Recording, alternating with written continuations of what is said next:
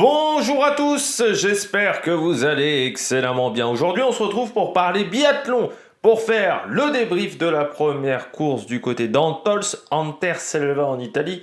On va revenir sur ce fameux 15 km individuel court, c'était un petit peu nouveauté de la saison. On a vu un petit peu ce que ça a donné. Je vais vous donner mon avis sur la course et puis on parlera du résultat. Vous voyez déjà le vainqueur qui a fait une course parfaite. N'hésitez pas à vous abonner à la chaîne, à réagir dans les commentaires, à mettre un pouce bleu, à partager la vidéo sur les réseaux sociaux, notamment auprès de vos proches, si vous pensez que ça peut les intéresser.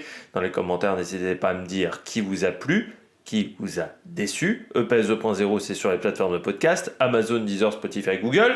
TikTok, le débrief des compétitions en direct, notamment le biathlon. Et puis, si vous allez vous abonner, vous pouvez mettre également la petite cloche, comme ça vous êtes au courant des dernières vidéos qui sortent sur la chaîne. Et puis, si vous avez les moyens et que vous voulez soutenir mon travail, vous pouvez faire un super thanks. On commence tout de suite.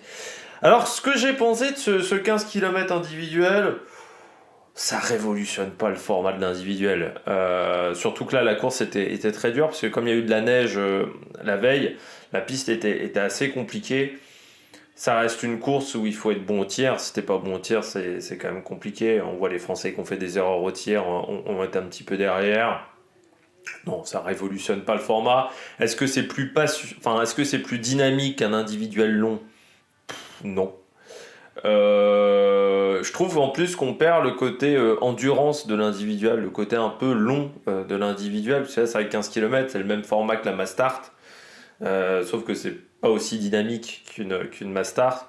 Donc non, en réalité, pour moi, j'ai vu une course assez similaire à ce que je vois sur l'individuel, c'est-à-dire que c'est un format particulier. Moi, c'est un format que je trouve intéressant parce que ça permet de voir peut-être plus calmement chaque sportif et puis ça permet de voir un peu plus le tir, peut-être qui est pas aussi... alors qui est important, hein, mais c'est vrai que là, c'est vraiment très important sur un individuel. Après, est-ce que là, je me suis dit, tiens, oh, c'est vachement plus fun, c'est vachement plus court? Non. Pour moi, j'ai vu un individuel, tu regardes ces 40 minutes d'effort. Bon, c'est un peu plus long sur un 20 km, mais très clairement, à part le côté craquage qu'on avait un peu plus sur les individuels longs, où il fallait vraiment gérer l'effort, et des fois tu sens que dans le dernier tour c'est compliqué, voilà, pour moi ça n'a pas changé grand-chose. Après, techniquement, ce format-là a aussi été fait, l'individuel court, parce qu'on est sur un enchaînement de 3 week-ends d'affilée et que pour éviter également des blessures, peut-être, pour éviter qu'il y ait trop de non-participants, on s'est dit en réduisant de 5 km, il y aurait tout le monde au départ et que ça n'aurait peut-être pas été le cas avec un 20 km. Mais c'est pas plus dynamique qu'avant. C'est-à-dire que si t'aimais pas l'individuel avant cette course, c'est pas cette course qui va te faire changer d'avis. Si t'aimais bien l'individuel avant, tu vas pas trouver ça plus dynamique. Voilà, ça ressemble à un individuel classique. C'est peut-être que ça prend un petit peu moins de temps d'antenne et encore. Ça doit jouer à un quart d'heure près par rapport à un individuel, le temps que ça a pris pour la chaîne équipe. Donc ouais. Des conditions qui étaient compliquées, pas forcément parce qu'elles étaient instables ces conditions-là. Il y avait des nappes de brouillard, ce qui faisait que la visibilité était pas forcément la même sur chaque tir, donc il fallait s'adapter. Et puis parfois il y avait une chouille de vent, le vent quand même était faible, la piste était dure. Du fait des conditions climatiques, encore une fois, ça avait tendance à être très compliqué pour les différents skieurs. Donc c'était dur physiquement, et puis dur également au niveau du tir, du fait des conditions climatiques.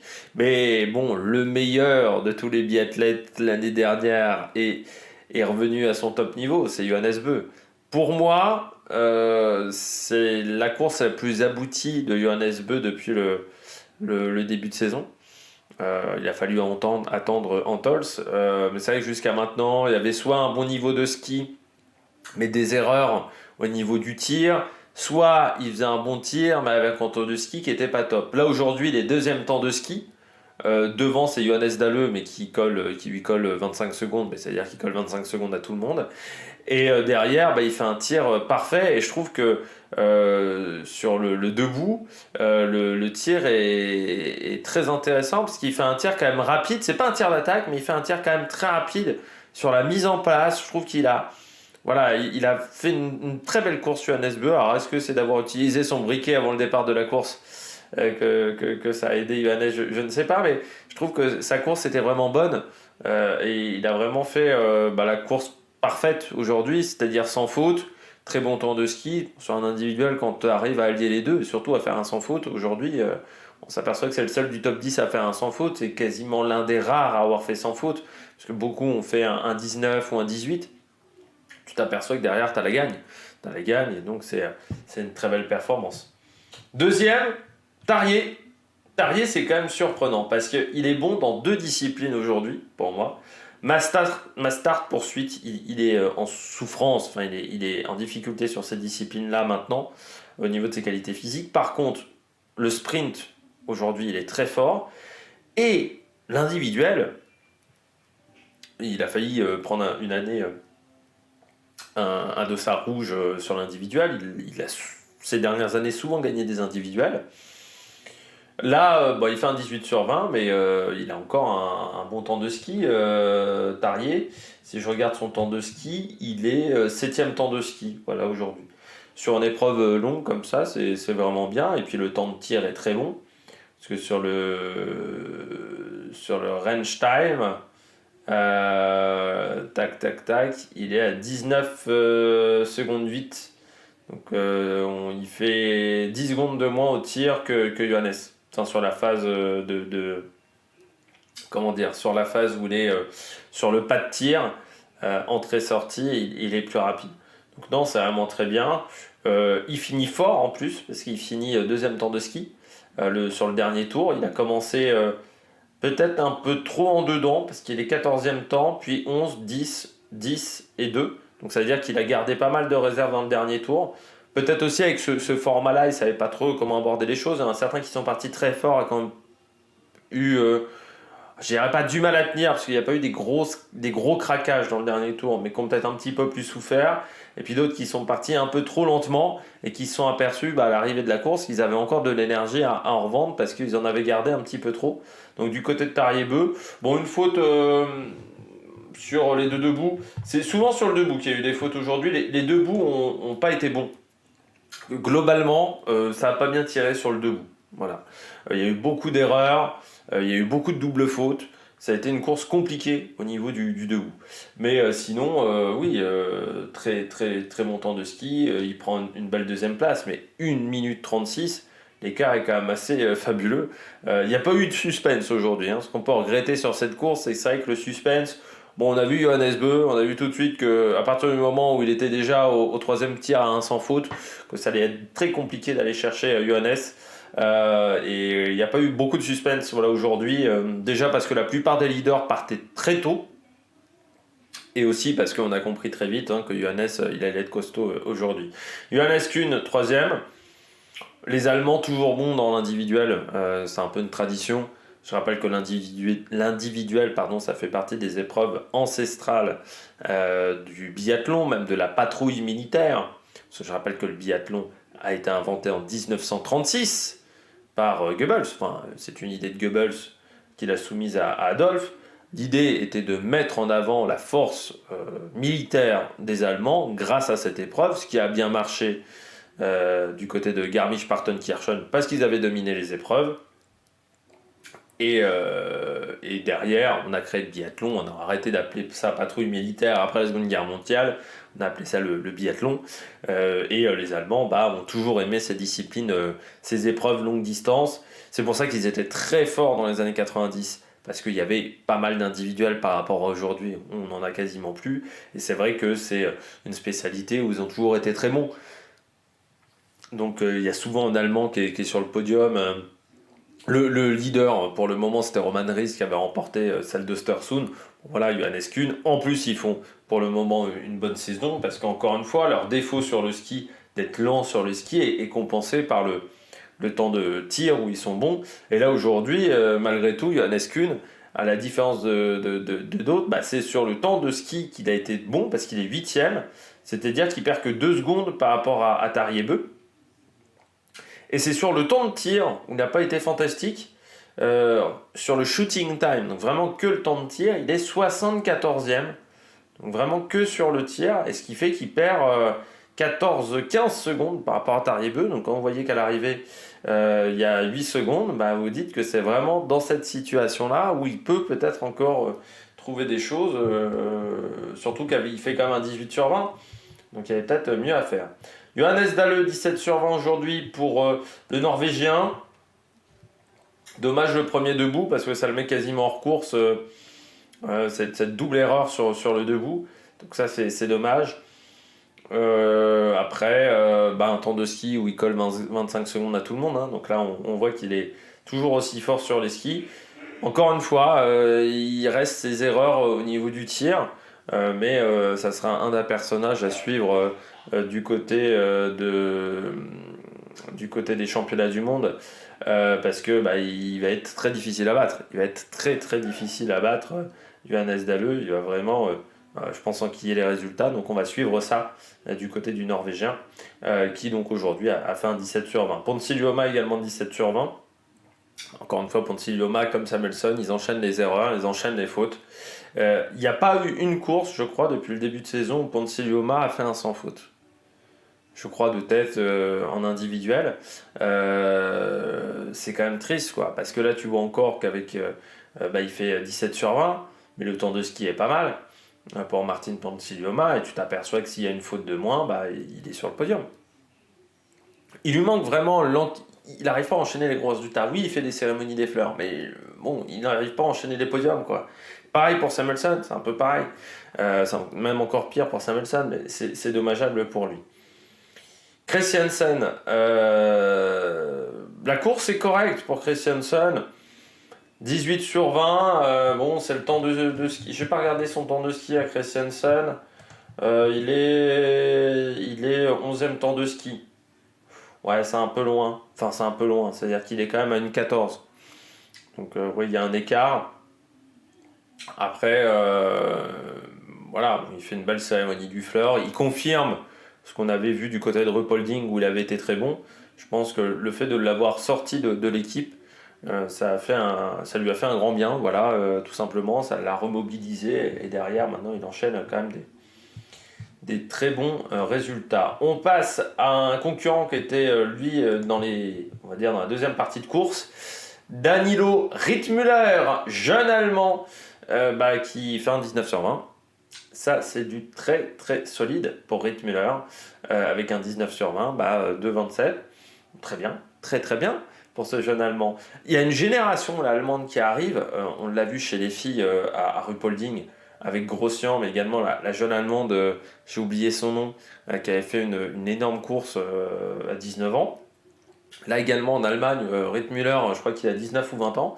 Il y a une belle génération qui arrive du côté des Allemands. Ça ne m'étonnerait pas que dans 3 ans, 4 ans, après l'Olympiade de Milan, là, tu sais qu'en France, en 2030, on est pas mal d'Allemands sur les podiums en termes de résultats du côté du biathlon, parce qu'il y a une très jeune génération là qui arrive, mais c'est du très très costaud en ce moment du côté des Allemands. 8e, Jacomel.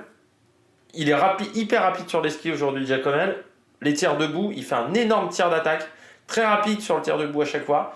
Sauf que je suis pas sûr que c'était la bonne stratégie. Il a appréhendé ses tirs debout comme s'il faisait une mass start ou une poursuite et qu'il avait un mec à côté de lui et qu'il voulait lui mettre la pression. Il a fait vraiment un gros tir d'attaque, sauf que c'est pas passé. Tout simplement pour Jacomel. Derrière, Arten Prima, on sait que c'est toujours performant sur le tir, comme Roman Ries, comme les Finlandais aussi avec Otto Ivenius qui fait un beau 19 sur 20. On retrouve ensuite Sébastien Stadler. Ça va pas faire la belle opération pour les Français parce que c'était lui qui était 15e au classement Coupe du Monde. C'est-à-dire que lui, il peut participer directement à la prochaine Mass Start pour le moment des championnats du monde, alors que les Français, ils vont devoir faire des résultats sur les championnats du monde un petit peu pour obtenir leur place sur leur Mass Start. Donc c'était un petit peu la cible aujourd'hui. Eh bien, pas de chance pour eux parce que la cible a été meilleure qu'eux. Derrière, Astor Goulief, Néline, Florent Claude. Oscar Lombardo, très bon aujourd'hui, Oscar Lombardo. Déjà parce qu'il partait 92, donc il partait avec un petit peu de trafic. Deuxièmement, la neige brassait pas mal. Donc je pense que les derniers ont eu des conditions plus compliquées que les premiers. C'est pour ça que tout le monde est parti devant. Et puis 18 sur 20, bon, une erreur sur chaque debout. Je dirais que sur un individuel comme ça, c'est pas mal. Il était content à l'arrivée, hein, parce qu'Oscar Lombardo, euh, il est entre l'IBU Cup et la première division depuis quelques temps où il fait des montées, des redescentes, des montées, des redescentes. Donc là, je pense qu'il se disait, bah déjà, je vais peut-être être présent au championnat du monde. Et ça, c'est une belle satisfaction pour moi, donc très belle course. Adam Runals 17. Eric Perrault, dommage, le premier couché, en plus il fait une erreur de réarmement, donc il perd pas mal de temps. Et ça lui coûte cher. Donc 18, 19, Emilien.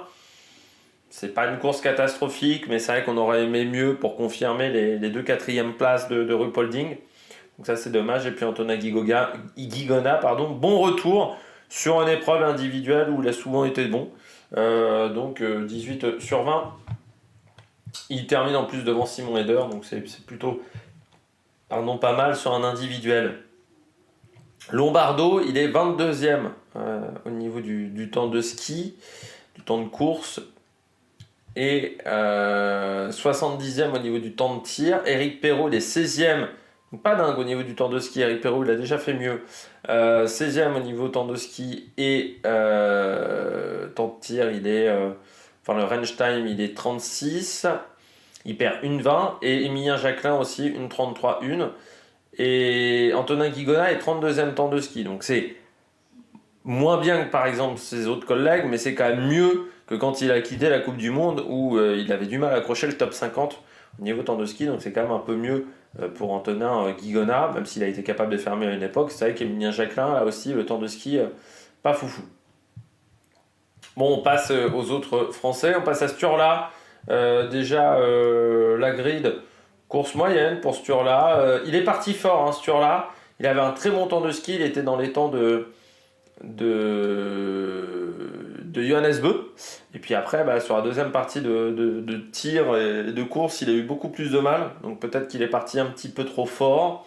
Il finit juste devant Fabien Claude. C'est dommage, le premier debout, il passe complètement à côté comme Quentin Fillon-Maillet. Donc ça c'est très très frustrant parce qu'il se met hors course avec 3 fautes, hein, ça c'est clair et net. Alors Quentin, j'ai l'impression que moi quand il entame son tir, il y a un peu plus de brouillard au moment où il entame son tir debout.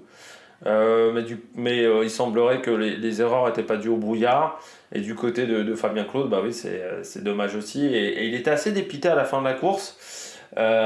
Frustré, dépité, parce qu'il disait j'arrive pas à confirmer ce que j'avais fait, grosso modo, du côté d'Oberhof. Donc ça, c'est pas top. C'est pas top. J'aimerais réussir à confirmer mes bons résultats. On retrouve ensuite Justus Trello, Victor Brandt. Et puis, après, derrière, on va dire, il y a Navrat qui fait pas une bonne course avec 5 fautes. Bénédicte Doll aussi, beaucoup trop là, 6 fautes, c'est beaucoup trop. Didier Bionaz, c'est dommage, il était bien parti en début de course, et puis là aussi ça s'est dégradé sur la deuxième partie. Samuelson, ça a été catastrophique au départ, il fait 5 et de 7 fautes, et puis Leitner également 4 fautes, et puis Lucas Hofer, ça commence à être dur, Lucas Hofer, 8 fautes aujourd'hui, un 12 sur 20. 65e seulement, très mauvaise course. Je voulais vous donner déjà 2 informations. Les temps de ski de Fabien Claude, il est 13e en temps de ski. Quentin Fillon-Maillet, il est 9e. Donc c'est dommage, Quentin, il avait le meilleur temps de ski des Français. Donc voilà, si les tirs étaient passés, ça aurait été pas mal. Et puis demain, on est sur un individuel court également du côté des Françaises, et puis on verra comment ça se passera du côté de Julia Simon, de Justine Brezaz. Enfin voilà, il y aura une course très intéressante à suivre, et surtout demain, c'est le grand retour de Dorothée Avirard pour les Italiens. Donc je pense qu'il va y avoir une belle ambiance du côté d'Antols, parce qu'on ne l'a pas vu depuis un gros mois.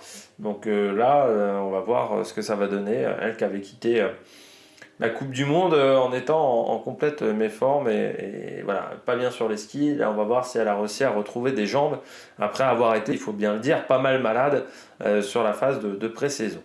Donc j'espère que vous avez aimé cette vidéo. N'hésitez pas à vous abonner à la chaîne, à réagir dans les commentaires, à mettre un pouce bleu. Et puis nous, on se retrouve pour de nouvelles aventures. Ciao ciao!